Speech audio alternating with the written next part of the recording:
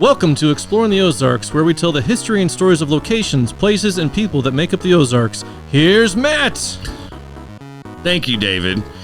You should wait. We should listen to the end of this real quick. It keeps going. It gets pretty epic. Oh, there's cheering. Oh, wow. I We never should heard probably. this part. I know. We should probably give it some more time. My brother made this clip for his podcast, and he was like, "Yeah, there's actually more to it." I was like, "Oh, we only used the first 20 seconds." He's like, "Oh, well." I kind of like that part. That's pretty good. We may have to give it more intro time next time. I'll speak later. Talk slower next time. I'll talk. Welcome to Exploring the Ozarks. Hey, everybody. I'm Matt Graham, Vice President with Central Bank of the Ozarks, but we're not here to talk about me. Thanks for tuning in to Exploring the Ozarks, and it's everything David said and more. And we're here today at Springfield Studio One for this podcast. But check them out if you need to record your own podcast, put on a small play. There is a stage, curtains, all that kind of stuff. The Springfield Improv operates out of here, actually. And I did say it last time, but A&E was also here filming some documentary stuff last week. So that's professional production crew. Not a huge deal. Not a huge deal. Actually, it was funny. I didn't realize who they were when they first called. And they didn't say this is A&E. No, they said they didn't, but their email said it, and a couple of the people said it. But I was like, A&E, what is A&E? I don't know what this is. I thought it was just some production company that wanted to do a docuseries. It's a full-on big production network. I was like, okay, well, cable station. Yeah. And you can also come in here and play music, or just need a space to rent for an event. He does have a meeting space that holds up to 120 people back there. 50 to 75. 50. It easily. looks way bigger. Event-wise, I could have 150 some people. That's what I was thinking. So in the venue, like where the stage is at, easily 50. You could get up to 75, 80. Big venue, big building. You can also find us on YouTube, Facebook, TikTok, Instagram, all the podcasting sites like Spotify and iTunes Store. Anything your kids watch or anything like that, we're going to be available on that. So, and we do have a website as well. Talk about the website, and then we also have springfieldstudio1.com if you want to know more about that. There you go. And exploringtheozarks.net, I think. Is that what it is? Yeah, Jake's the camera, the behind the scenes guy that does everything else. He's nodding. Yeah, so that's good. If he's nodding, then we're good. And then we also have something called Patreon. So we also let's talk about sponsorships real quick. We've got a line of people out the door. We got business sponsors that are wanting to sponsor the show, and we do have a price list for anyone that does want to sponsor the show. Please get with us at some point. Now there is also something called Patreon, and David, I'll let you take over in that one. Yeah, because that's the way that, of course, we have the business sponsors. We have people that want to give us a lot of money to have their name put out there, and then the Patreon is more for individuals that wants to support. So these are $5, $10, $25 a month tiers. You do get things like shout outs, and we're working on getting some merch out there and some other things that happen with it. So if you want to help us with what we're doing here, because we don't charge anybody to come on here and the things that we do, but we do still have a production crew and things that cost money. So absolutely, if you want to help with our continuing on our mission to explore the Ozarks and tell these stories, then having multiple people give us these small donations really makes a difference. So and we do rely on Patreon. We rely on a lot of input from people across the Ozarks and our friend base, and we really appreciate everybody's support. We've got a lot of good feedback on this, and we just started this it's February now, so about January. 30 days ago. Yeah, and we're already booked out through the end of March, and we've got a ton of stuff that we're going to be doing more often, and our guests just keep getting cooler and cooler every time. That we just had the Ozarks River Coalition in here talking about Linden Lure and some of the things they're trying to do to protect access to our rivers and streams. Then we segue into my friend Amanda Hoenes from Nixa. Technically, I'm going to say you're from Nixa because that's where you graduated. David's from Ozarks. I had a Nixa address. It was really weird. See, he was Nixa address, so close to greatness. Ozarks. Yeah, literally, the Nixa school bus would drive by our place, and you would just dream of being on that bus. No, right? I would be like, "Thank goodness! Oh my goodness! I am so glad I'm not over there." Yeah, I'm sure. In that area, it's just so hilly over there. I don't know. So hilly. It's flatter in Ozark. I don't know where I'm going with that. But yeah, so he dreamed his whole life of being a Nixian, and so he's in the presence of two great ones right now. I will say this: I always did like your mascot more. Oh yeah, the Eagles, because I love Flight. I mean, if you know me, I mean, I have space stuff everywhere around here. Yeah, Flight, cacaw. That was our call at Nixa to each other when we're in public. We say cacaw, and people know. I'm just kidding. No. Okay, thank you. I was very concerned. I was like, I can't see a whole bunch of teenagers doing that. I mean, maybe maybe in a facetious way. Right. No, that's how we identify each other in public. And in Ozark, we'd go roar. Roar. Yeah. It was Tigers, very intimidating. Yeah. With the claws. Yeah, definitely. Yes. Now, I was in choir, so I would sing it. Roar. Oh, God. You can't caw that very well to be that great. Anyways, it sounds better when you do it. We could go operatic. We could. Be really out there. Anyways, we have Amanda Hoenes here, and I'm going to go ahead and pitch that your business that you've created from all of these things that you're doing is True Path Adventures. Can we find you on Facebook and all those other places? Which, go ahead and tell us where we can find you real quick, Amanda, before we jump in. Yeah, under my name on Facebook, I do have a website that's truepath-coaching.com, where you can find all the information about my business and the different ways that we share and help people get out there into their own adventures. Very cool. Nice. And, it seems like that's kind of the theme of everything we're talking about right now is getting outside. I mean, I've done a few of my Matt's moments and stuff like that. We went and I talked to Howler Bike Park and talked to them about it. So everything that it seems like we're doing is drawing us to the outside world, which really, it's a big part of exploring the Ozarks. That's why we started exploring the Ozarks. It's a huge reason for it, yeah. Exploring in itself is not just sitting behind your phone looking at things on Google, because you can't explore that way, but getting out and doing these things. Yeah. We wanted to show everybody in this area that there might be something that you're missing, right? And the history. I mean, give you reason to go to these places, too. Absolutely. We always go back to your place, but just like the Indian trails and the caves and the things you have on there. Artifacts. That's just a very small portion to Missouri history. Right, and it's right outside my door. But, maybe someone that's lived here, and I was just having this conversation at lunch with Heath Ballard and McLean Middleton. Oh, seriously? Yeah. I'm going to say, yeah. But we were talking about why we started this, and it was because I was, thinking to myself a long time ago, and David thought the same thing, is even though we might have lived here our whole lives, we might not know about something that almost could be life-changing, to be honest with you. Anytime I know I go outside and I go hiking myself, it seems like that's my therapy. That's my church. That's my cathedral. That's where I go to get away from everything and kind of rezone. And to me, it's a very spiritual thing. It's a very mentally, not exhausting. It's the opposite of exhausting. It's mentally charging to me to get outside and explore these places, right? Yeah. So if I can help somebody else get out and do these things and add value to their life, then that's what this show's all about. So and for me, I mean, I should throw my thing in there. I like finding hidden treasures and gems. Yeah. And I personally, my background's in political science, city planning, organization. So like when Bob was on here talking about Bob Dixon, the forgotten cities of Greene County. Super cool. I mean, that stories. to me is like, it's a hidden thing. It's a cool thing. It's a history thing. Something you can still go visit. Right. And those are the other things we're trying to expose there too. Absolutely. It's like, all these cool things that are just here in the Ozarks. Or just like look behind you. There's a Civil War scabbard on the wall right there behind you, military scabbard from the Union soldiers. And that was found by David's cousin, older brother, where he was doing some excavating, and they found that sitting in the ditch, right? Yep. Like, and that's where we live. I mistakenly tried to clean it up when I was younger, and then now I'm older, and I realized that's okay. Probably shouldn't have done that, but don't mess with handles. Now it's backwards. But either way, that's what this is really all about. So let's dive into Amanda Hoenes, and the last name is spelled Hoenes. If people are wanting to if they want to look you up, if people didn't go to Nixa with us, right? Because you're like, how do you spell Hoenes? Is there a Y in there somewhere? Not at all. Not at all. But Hoenes. Amanda, you've got some of the coolest stories of anybody I know, and I don't know. Let's start with Amanda. You went to Nixa, but you were a transplant from where? Oh gosh, here we go. Oh, take backstory time, back, Amanda. Backstory. We moved a lot. I was the new kid, and I think 7 or 8 times. We started out in Noster, up by Warrensburg. Okay. Came to Springfield, where I went to Wanda Gray and Cherokee. Okay. Mm-hmm. Ended up at Nixa. Woo. Graduated from Branson. So. Yeah, that's I forgot about that. Yeah. Oh, that you got to go. Yeah. I was gonna say no, man. Senior year, right? Right. So you moved a lot. That's rough. Yeah. But I buy into. I think moving made me comfortable being the new kid, and so I buy into a lot of what you guys were just talking about. But most people don't just stumble across a sword in the ditch. Right. That's pretty rare. We have to step out and look for those. So that's what I'm about. I've really bought into same mission, getting people to recognize that we have to proactively chase those adventures. And that's how we find those little gems. Right. And sometimes you find yourself along the way.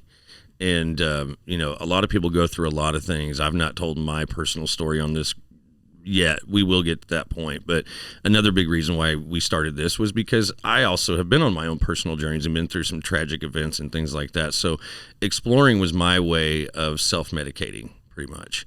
And finding these little gems, I'm like, oh my gosh, I don't hear anybody talking about this. Why is that? Well, number one, a lot of people don't talk about it because they don't want anybody knowing about it. Mm-hmm. Number two, most of those people just don't know it's available, right? And then there's other people like Amanda that take it upon themselves to do some epic things that nobody else I know really has done. Maybe one other person, but they didn't make it as far as you did by floating on the Missouri River to the Mississippi River, and then down to the Gulf of Mexico. We're going to explore that, but let's explore who Amanda is first. So, Amanda, you graduated from Branson. I'm very sorry to hear that. But tell us what happened after that. What happened after Branson? Sorry. I didn't mean to do that again. After you graduated, it was a double joke. After you went to Branson and you graduated, where did Amanda go after that? Well, I continued to move right. About every 5 years. It's become a trend, but no, that's what my family does too. We buy a house every 5 years. I told my wife, I was like, we need to move here. It's been 5 years in this house. Some people just kindred spirits over here. Kind of have to keep moving. Got to move the living room furniture around every once in a while. My wife complains about that a lot. By moving, she'll go somewhere for a weekend, house. And I'll have moved everything around. Oh, don't do that. And she'll be like, "What?" No. And then she finally, when I left to go out of town one time, she sold the furniture and bought new stuff. Oh. She's like, "Ha! How do you feel?" I'm like, "This is great. I'm gonna move it next time you're out of town." Sorry, yeah, that was. So I went to Mizzou. Didn't really have a direction. Changed majors a couple times in 1 year. Had a close friend of mine die, and it kind of sent me reeling. Okay. I dropped out of college. Decided I wasn't ready for that big move yet. Wow. Also, ironically, decided I didn't want to make any major life decisions on my own. So I, driving down the road, go into the Marine Corps recruiting office and decide they'll make every decision. They'll make every decision for you. Yeah, every decision. Here, this will be a blanket here. Boy, did they.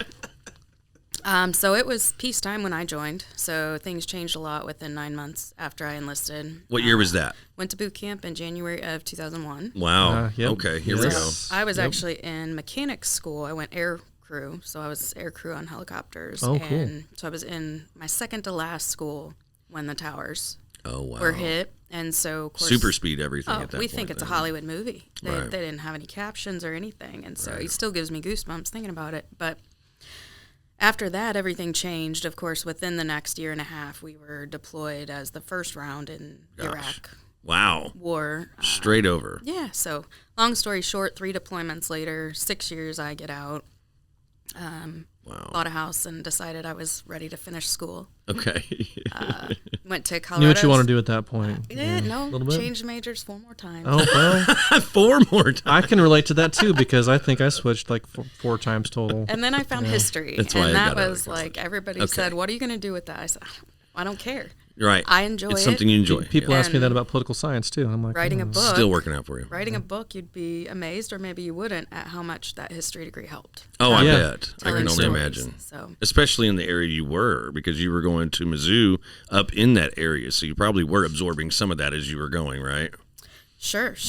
I did finish college from Colorado State. I have always loved the Rocky Mountains. Oh, yeah. So I ended up a decade between Colorado and then went to work in Montana for a company. Montana too. So spent 5 years hunting in the backcountry up there. Oh, wow. My dream life. Yeah. And then I took a job. I was ready to get back to the Midwest, a little closer to family. My brother's in Chicago with his family. Kohl's Department Stores was a customer at the time.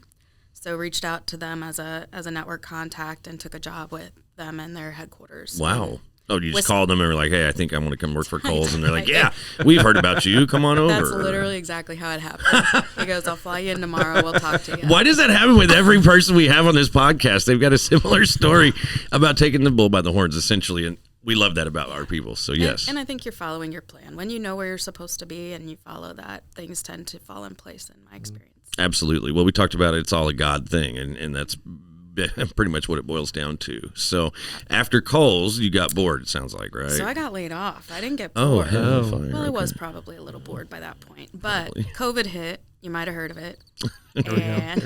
Crickets are bad. We're done talking about COVID. No.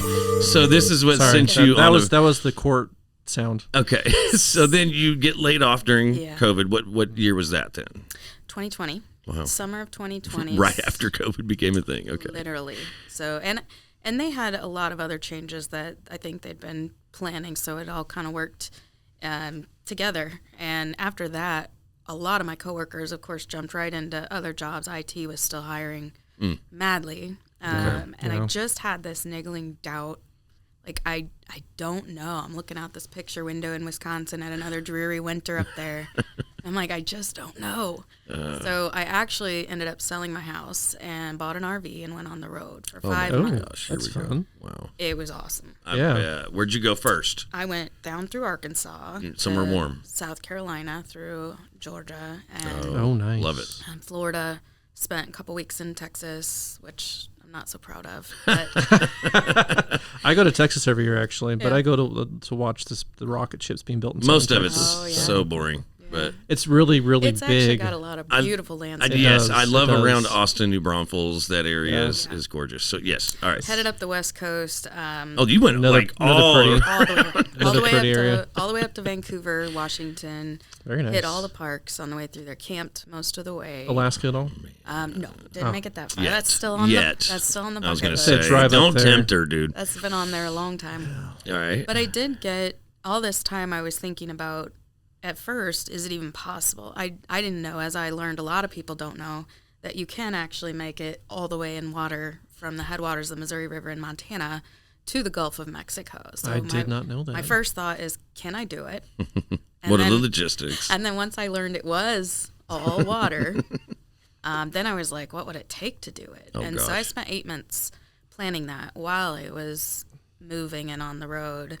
And towards the end of that, I started thinking, I had put down my Great Pyrenees of 11 years. Oh, no. End of an era, but that had been 3 years. And so I kind of started thinking I might be ready for another dog. And if I'm going to go live on the river, maybe that would be a good time to have a dog. Mm-hmm. There are reasons not to do it. There are some grizzlies. There are other things that can go wrong. So, Sure. But protection ultimately as well, too. Yeah, for the and most part. company. Yeah. Oh, yeah. That's a big thing. I'm yeah. sure there's a lot of solitude on that. It's either a dog or a Stretch. volleyball, like Right. Wilson yeah, from Castaway. Tell me you named your dog Wilson. Oh, gosh. Please. No, Very Hank. fine. Hank's cool. Hank Hank's Williams good. when he's in trouble. Tom Hanks, Yeah, could be. you know. I don't know. Castaway I stuff. just saw 6 his degrees little. of separation. There we go. He's on the cover of that book. I noticed that. And I just saw those brown eyes online. I was just fishing at some shelters. kind of dog? He's a little pit bull lab mix. Oh, that's cool. That's a good mix. Yeah, It'd be very, very good for protection as well. Well, and he's watching that cameraman, too. So, yeah, he's watching out for Mom. Yeah. He's watching him thinking, do you have any treats? he has one motivation. Oh, good. So you got your dog. You've Wait, looked no. You've looked at the logistics Just of. Okay, so let's keep going on. So where did you go from there? Then you found out you could do it. You got your dog. So I spent a lot of that time planning, like, I don't even know. What can I use? Can I use a canoe? Right. How do I keep everything dry? Am I camping? How do I gosh. camp? What do I need? What kind of clothing do I need? Layers. It's going to go through multiple seasons. Oh yeah. In multiple different states. How much 13 food? different states. 13 How much states. food? How And am I it's going all water, or did you have to portage it all? Or I had was to it all- portage. There are 17 portages. What? Oh, geez, 11 Louise. reservoirs. Well, So you have to this- worry about weight. Which is why she's got Mm-hmm. the wheels on the front of the Oh, canoe, because she can take the yeah. canoe, flip it over, And put it on top of on. her, and let Yeah. it roll Wheels in the behind. back, Right. yeah. So, And I so you had- had to research even that part, right? Yes, Yeah. I did. I got creative, though, too. My worst fear was that I'd be out on one of those reservoirs and capsize, Yeah. because everybody talks Mm-hmm. about the waves and the wind, and I'm not going to be. I'm a I mean, I was great talking to swimmer, somebody yesterday about humble that. too. Yeah. But I'm comfortable. We've always grown up in the water, so I'm comfortable with that. But a canoe full of water, I wasn't sure if I'd be able to pull it out By yourself. from the middle of somewhere myself, Mm-hmm. and with the Missouri River current. Dude. So my whole premise was I'm going to keep this thing unsinkable. So if you notice, there are pool noodles Yeah, I see that on the side. Yeah. I bought the greatest thing ever, dry barrels that keep things Yeah. completely dry the whole way. And they keep air Yeah. as Yeah, well. as long as they're airtight, yeah. And then since I was on a budget, they do have bow and stern bags that you fill with air. Yeah. Instead, I went and got some of the Styrofoam. floaty pools from Walmart Oh, and that blew them works. up, and they worked great. Think smarter, not harder there. So That's amazing. I don't want to give it away, but I did end up breaking the canoe and capsizing in the middle of Fort Peck Lake. Holy smokes. And it never sank. I got to swim out to it, climb back in, bail. Stop. And I was like, yes. No way. Oh my gosh. Which is in the book, I assume, right? It's in the Patent So pending. not only are you great because you went to Nixa, but you're also an author that talks about all of these. Is this going to be backwards on Facebook, or can you make it look I have like no it's... idea what it'll look like. Well, we'll I'm find sorry. out in a little bit. So here's the book. Pick it up where, We could first of put all? it. It's on Amazon. Amazon. There's an ebook, a paperback, and the hardback version that you got there. But it's under Digging Deeper. You can look it up under my name locally. I think people have my name, but also USMC Veteran Solo Paddles the Missouri and Mississippi Rivers. Very is the cool. Subtitle. So, to me, this is probably one of the most epic adventures anybody could go on in a group setting, but you're doing this by yourself. So I know where they start, but the headwaters of the Missouri River start near Great Falls, Montana. Am I correct? Close. Close. So close. Just north of Bozeman. Bozeman. Three Forks, Montana is where the Jefferson, the Gallatin, and the Madison rivers meet to create the Missouri River. Right. One So, of the most beautiful countries in the world. oh, it's so gorgeous up in that area. That's one of my favorite areas ever. I've stayed in Bozeman, but Glacier National Park's like one of my favorite places ever. It's hard not to like it. So you had time on your hands. You're traveling around the United States, and then did you just start thinking, I just want to try something insane? Really? It never entered to me, my mind as being insane. Well, insane people never know it's insane, That's Amanda. Well, that's maybe. But to me, it's like you've been through so much anyways. You've been in the military, you've been to Iraq, and you've done all these things. So this to you is probably not that insane. To me or David, it's like, boy, this is going to take a lot of effort, But you're just that kind of person where you took it and you're like, I'm going to do it. Maybe I'm insane too. I would do it. How long? Fun. Well, how long? Sounds did like fun. Well, yeah. I mean, I would does. want you with me, or somebody else with me. We're going to get to that in a But second. by Watch myself, this. that may. Yeah. But I would definitely let. That's kind of a fun. So- trip. What a Sounds like a fun segue. trip. How long did it take you to plan just figuring out how long it's going to take me to do this, the amount of food I need, the stops along the way to get more food, water, all that kind of stuff, shelter? I mean, you're staying in a tent, I assume, right, on the banks? Yeah. Okay. So how long did it take you to get from the planning process to putting that canoe in the water? I planned for 8 months, and then I prepped and packed for 6 weeks. 6 weeks. And it took me the 6 weeks because I did some modifications on the canoe, as I mentioned, to keep it unsinkable, but I also put a sail on it. So we built a foot and got a mast. I sewed the sail, and it stuck it out through the whole 6 months somehow. I swore it would fall apart, but so I'm piecemealed. This whole thing's piecemealed together, enterprising American spirit. One of the coolest stories ever is I can see you now making your sail in your living room or something like that. And were you thinking at any point, I'm making my own sail to go out on one of the most epic adventures ever? Was it exciting during that time, or were you just nervous as all get out until you started? Because that would make me nervous. I don't know. I think you just get going step to step to step, and there were moments that I stopped and I was like, am I really going to do this? Oh my gosh. Like on the way there? Like through the whole planning process. Right. I actually swore my family to secrecy because I was like, I'm pretty sure I'm still going to chicken out until May. Wow. So I had Hank, I got him, and we had 6 weeks to get to know each other. Oh, During man. that prep period, though, that 6 weeks was kind of do or die. Right. So it had to happen. But there's a reality check there that once you get out there, there's no way off. There aren't roads that go to parts of the Missouri River in the northern parts. So. Right. And not a lot of, like our last group that was here is River Access Coalition. As far as access to the Missouri River, there's not much of it. So you've got to know exactly along the way on your maps of where you're going to stop, where you're going to go to little towns along the way. How many stops did you make for food and things like that? I had 11 packages that I packed ahead of time. So I researched. Like you got them delivered somewhere along the way? Yeah, I researched post offices actually that were right on the river that I could walk to. Didn't even know that would be a I'd thing. have to expect so- that would there would still be several of those because that'd be pretty common back in the day. Sure. You would want to have post offices on the river. But right? what we found throughout this is most of that stuff's gone by the wayside. So by the riverside, you mean? But you researched and found post offices that you could park your canoe safely and walk up to them. So how far of a walk was most of these? I mean, this is interesting. Most of them are within a quarter to a half a mile. Wow. So Not a bad walk. The packages, you had to think about, can I carry them? and gosh. Hank. Yeah.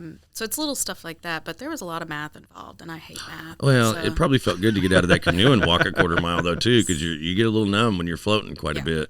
So start to finish, this took you how long again? 175 paddle days, 186 calendar days. The discrepancy is that I took a break to go to a Chiefs game. Oh. I watched them beat the Packers that year. That's a good time to mention that too, since the Chiefs are apparently doing well this year. Going to the Super Bowl, baby. So I've heard. Let me just say this. Not a hardcore fan at all. No. I don't care about football. What? Oh gosh. What? He's from Ozark, that's why. Okay, let me clarify. I don't mind watching the game. I'm just not into it. Right. So I have nothing against it. That's okay. I'm more of a baseball guy, but going in person baseball. I plan my river life around it. I was gonna say. So you started in. So I feel like I'm kind of the odd man. Right, but you say you started in May. No, I started on July 11th. Oh, so July. Oh. Okay, I'm thinking, man, you didn't get very far because it's a good time to start in Montana. October. One of my biggest lessons learned in the whole thing was I should have left earlier. Living in Montana for so long, we have a lot of injuries and deaths from runoff.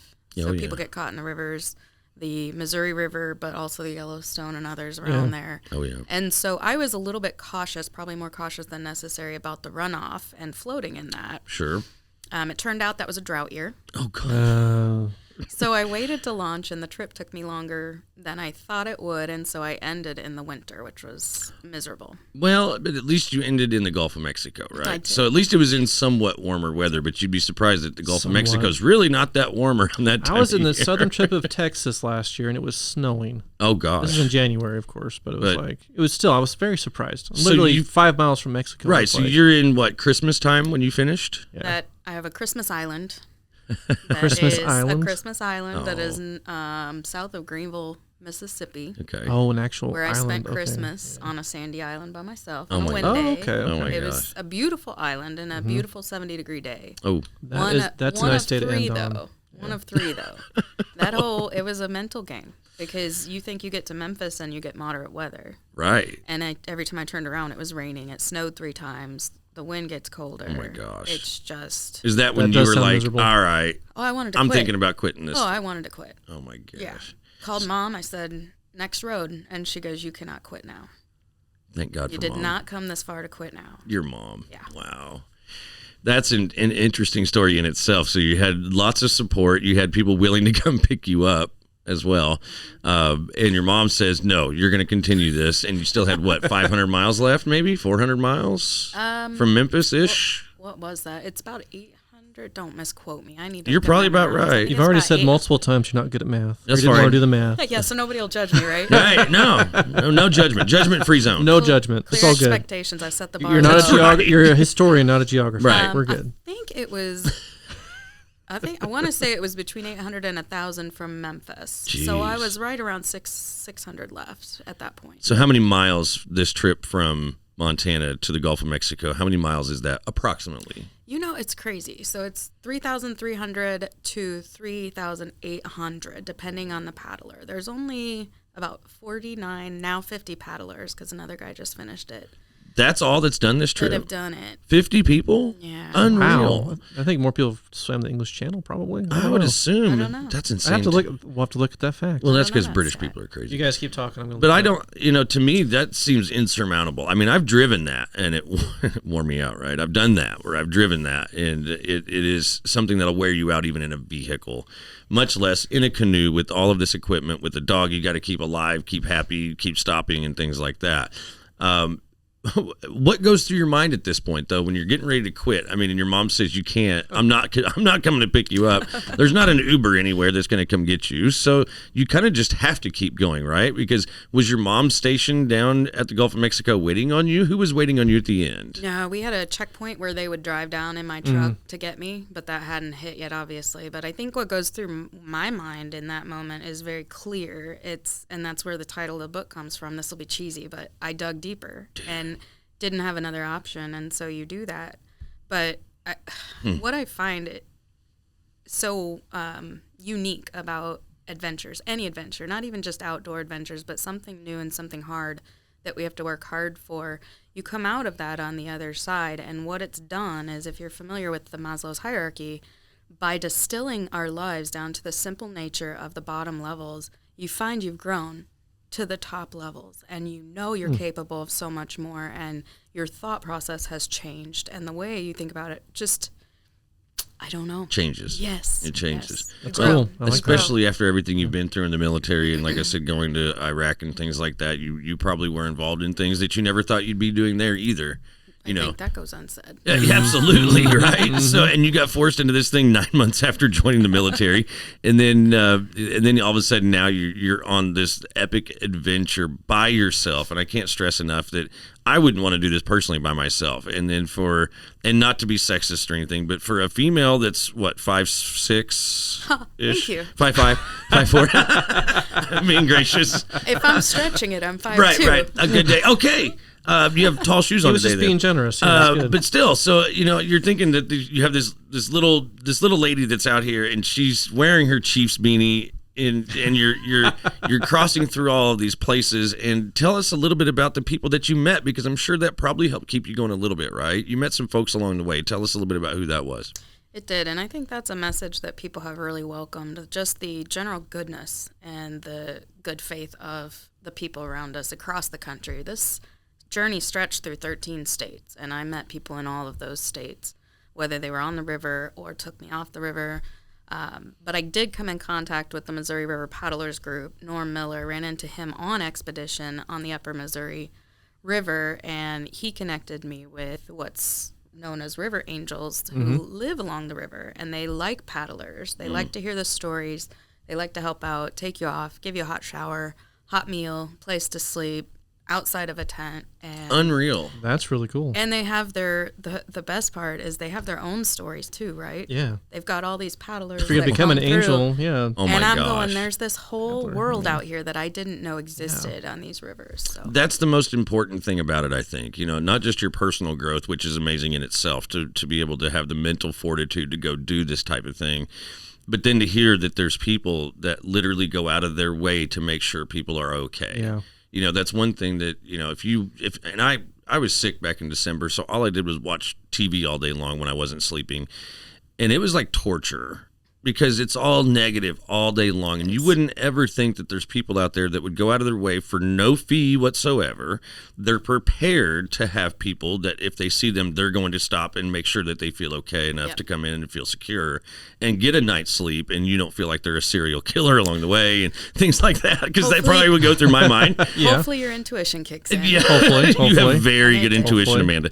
And so to me, that is the epitome of our society in general, is the fact that we do have so many good people willing to take care of each other that are complete strangers. And it says a lot about somebody who's willing to call themselves a river angel. They put themselves in that position for a reason. They stay there for a reason, and they help support people along the way. Yeah. And that's an amazing thing right there. Is there any names you want to give a shout out to just in case they come along? Oh my gosh. You never know who they are. I shouldn't do that because there's such Yeah, a you're long right. list. Yeah, you're oh really? If that I many? leave somebody out Now under I feel pressure. now I feel like too. It's like, is this like a secret society? It Is there sounds like secret it. signs everywhere. So what do is they have it? their own Facebook group? They do. It kind of is, and the Mississippi has theirs too. Okay. But they're so welcoming. I mean, this community is, and I would, just to your comments, I would argue that those people that are giving out of love with no limits are the majority. Right. That's the message that I think our world needs to remember, our country needs to remember. They're not the minority. Right. Well, that's the blessing and the curse of being so interconnected, is that we hear the negative things and we want to focus on that. And honestly, from a storyteller's perspective, it's always fun to tell the extremes, like either really high goods or really high bads, and most people tend to focus on those things, where it's like most people just live middle of the road. They want to help people out. They don't want to be They don't want the interaction. but they really they really want to help people. Well, especially when given the that chance. lives out in the middle of nowhere by the Missouri River or Mississippi River. I would just be so bored. I would just be a river angel just for that. Right. It's like, I'm just in the middle of nowhere. I can imagine on a river. People they meet doing this. You have to be okay with solitude, and I think people don't choose to do this if you don't know yourself well. You have to be comfortable with who you are. Well, and if you're not, you're probably going to be pretty familiar with yourself pretty quickly along the way. And that's what is a good segue into what you're doing now. I mean, you've done all this stuff. I feel which like, is though, I need to give awesome. a fun fact first. Let's do it. The number of channel swimmers, 1,881. Oh, wow. That is the total number of people Did that you pull have that out of your completed. ass? Where'd you get that from? Of my phone. Oh, I didn't realize it was sitting there. Wow. That was in my pocket. Okay, But good. anyway, I'm like, I man, pulled it out of my pocket. Where'd you get this from? But you know what? And that's what's funny is that is way more than the people that have tried this adventure, Yeah. and that's right well, here in and the they've had a States. lot more people even try. Right. Than that's the number that completed it. But Right. yeah, the fact that only 50 people have completed that. This is insane to me. That is interesting. Now, it makes me does wonder how many people gave up along the way. Yeah. You know. I do every year. I can only imagine. Yeah. Well, and one of my coaches in high school, his name's Howard Greenwood. Shout out to Howard. He follows the page. He does a lot of outdoor stuff now that he's retired. And Howard's one of the nicest, best people I've ever met in my entire life. He does the Missouri Paddler race every year that goes all the way down to St. Louis and stuff. And that, to me in itself, is very difficult to do. But at least they're doing that in a group. But to segue into what you do now, because we do have to go, but I want to talk a lot more about the True Path Adventures that you started, and it's even better because like your mom is probably one of the nicest people ever, I'm assuming, right? To help you out doing all of this stuff, and then to give you access to the family property that you guys have out toward Pro Tem. Is that correct? Out past Forsyth? Yep. And Cedar Creek. Yep. Talk to us a little bit more about that, because what you talk about right here with your sample discussion topics is growing perspective, which is something that it seems like is always a self-taught journey, but you're giving people the opportunity to have that, which is huge. You're facing fears. We'll get into that, what that is. Learning from mistakes. Oh my God. Applying practical life skills. I mean, this means that it almost seems like when you leave, you're going to be a pretty well-rounded person. So developing mental and emotional fortitude. Man, mental fortitude and emotional fortitude are two totally different things, right? Yeah. That's my word for my daughter this year is emotions. Practicing courage, patience, and perseverance. So all of this obviously is a general synopsis of what you did and what this book is about. So this is what you're going to go help people learn how to do. Tell us how they're going to be able to do this. How can they get in contact with you? What do they do throughout the process? Sure. I think our world tells us that you're either born with a lot of those or you're not. And so people grow up in a fixed mindset thinking that they can't develop these skills, and I don't believe that. I have learned in my life that awareness leads to learning. And if you proactively choose to practice these things, we can develop every one of those and more. Right. Much more. Makes sense. Yeah.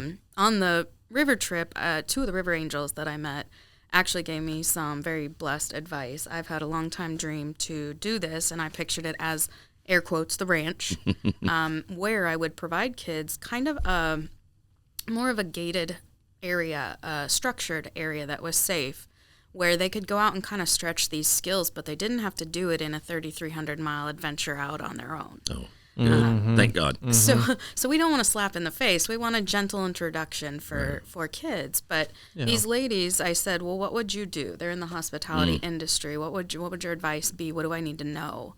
And they said, whatever you do, just start. Start small. Start with what you have, but just start. Right. And Sage I would have... advice. Before they said that, it was kind of like a light bulb. Before they said that, I would have told you that was on a 15 to 20 year plan. Right. Like retirement. I got to have this ready, this ready. Yeah. Got to be a millionaire. Got to, Right.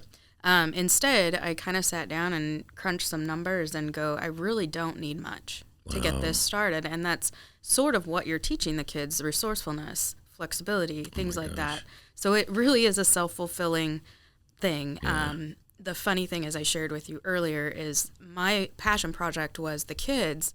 Well, I've had so many adults come to me and go, why just kids? That's not fair. And so now we're looking at... I feel that way often. Not fair. That's not fair. See, the thing kids are doing, it's like, no, I want to do that. Yeah. Insert foot stomp here. Right.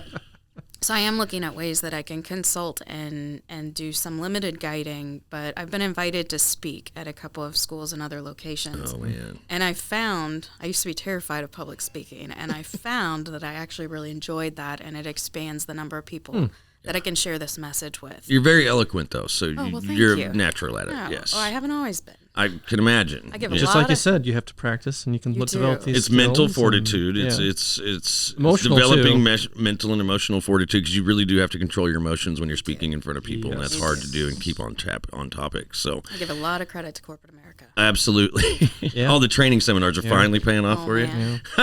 Well, I mean, so if you guys want to check it out, it is True Path Adventures, and tell them again how they can get in touch with you, Amanda.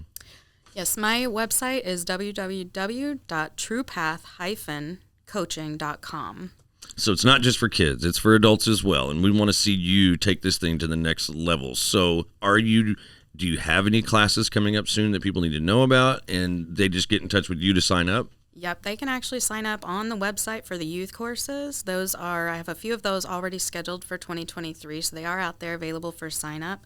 I will do custom things on the side if they just give me a call or shoot me an email, and we'll talk it through. But don't be afraid to reach out. Very cool. Even if it's a vague idea, we can take the first steps together. Well, and I think that's something that it says a lot about you, because you're willing to help people even further their dreams throughout this. I mean, I don't know what you're going to spur with this, but I imagine that there's going to be a lot of greatness come out of it, not just from you, but people that you're serving throughout this. You never know what you're going to spark with somebody.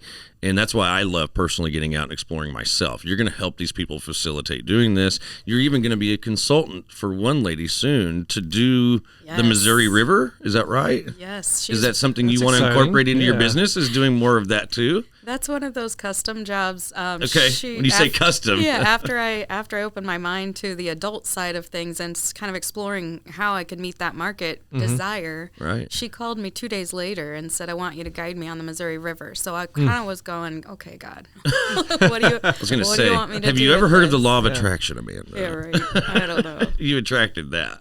Yeah. So that would be another form of your business, and we want to try to help support you as much as we can. Thank you so much for coming and telling us a brief part of this story. That was incredible. If you guys want to know more about that journey of one of 50 people to complete this, and probably, I don't know how many people probably wrote books about this, but I know that this is a nice, big, hefty, thick book. So there's probably a lot more detail in here than what you guys just got from Amanda. You can pick this book up at Amazon. Is that correct? Amazon, Digging Deeper. Digging Deeper, USMC veteran solo paddles the Missouri and Mississippi rivers. Amanda Hoenes, you're awesome. Thank you so much for coming on the podcast. Thank you, and guys. We're going to keep following you, and we want to follow your True Path adventures. And so let's see if we can get me out there, one of us out there, and maybe take a little day course when you've got some kids out there, some adults out there. Fun. I want to come see what you do.